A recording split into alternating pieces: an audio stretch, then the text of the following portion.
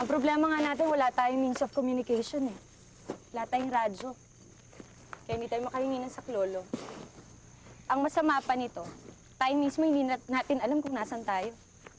Kaya kahit may radyo tayo, hindi rin naman alam kung saan tayo hanapin. Eh, ang barok pala ng utak mo, Teats eh. Hindi mo ba alam ngayon, high-tech na? Ayun yung mga computers, andyan na yung mga satellites.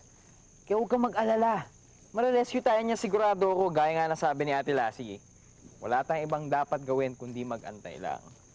Antay. First of all, hindi kita kinakausap dahil wala kang kwentang kausap.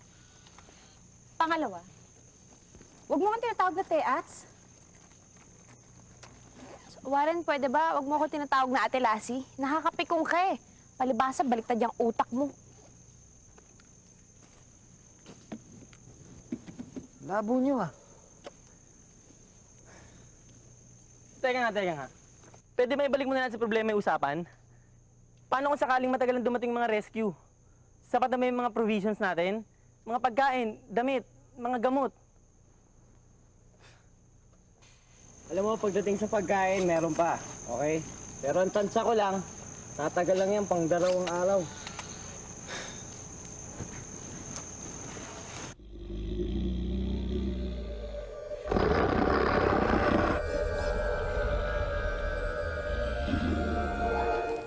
Bakulaw ang tawag natin sa mga apes.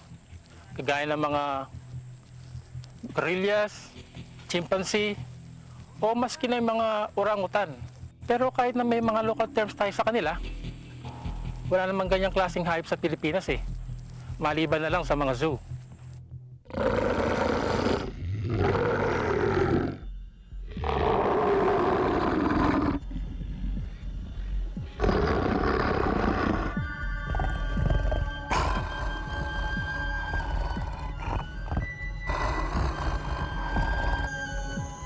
Huli na.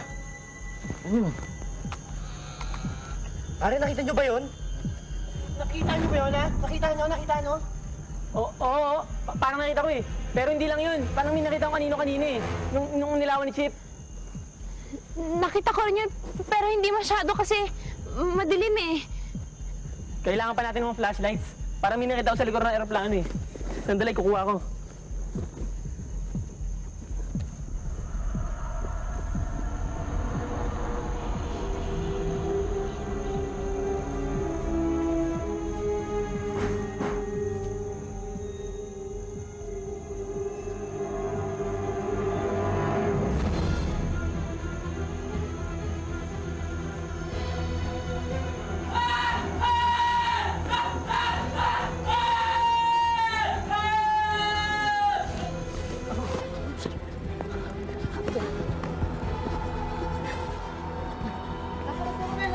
Nasaan si Romel?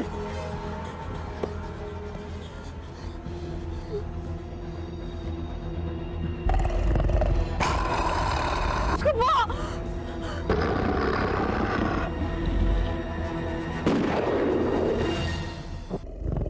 Ano yan? Romel! Ano pa ulaw ah? Oso, pare. Romel!